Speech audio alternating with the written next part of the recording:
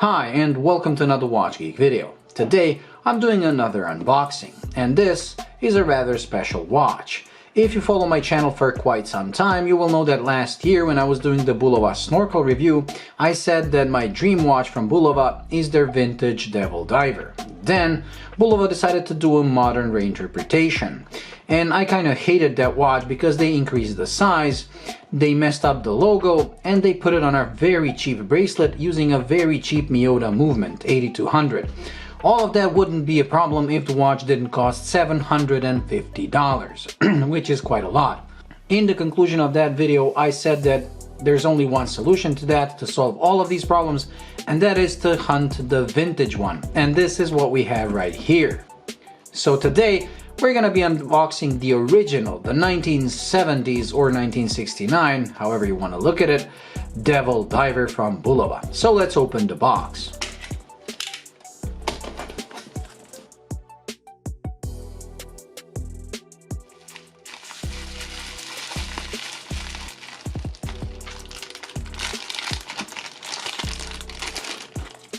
And here it is, the original Bulova Devil Diver. And would you look at that thing? Wow!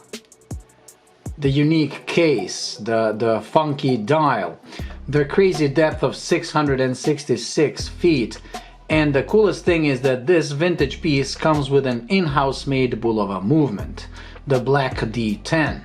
So it's miles ahead of the reissue when it comes to the technology, when it comes to the way this was built. It's just better in so many ways.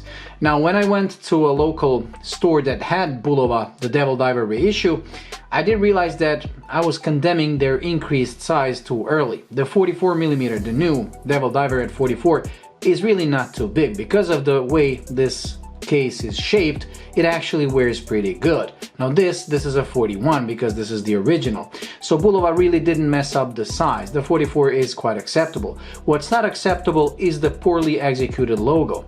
On the new one, they connected all the letters with the pieces of metal used for the logo. It's the same thing as used on here, but here Bulova went the extra mile and painted all of these connecting pieces of metal so they disappear, they blend with the dial. On the new one, they just didn't care. They just left it the way it is, and it really looks like it's a cheap aftermarket logo put on a watch.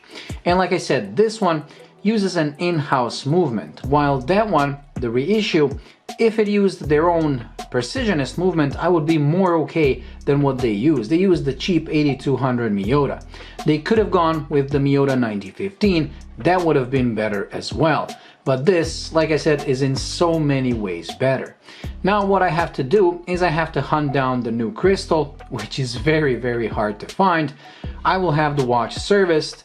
Maybe my magician watchmaker is gonna redo the case, and well, the bezel seems like it's very loose, so I'll probably have to find the gasket or whatever is used to get the bezel in working order. The watch itself is working and it's winding, so everything is okay that way.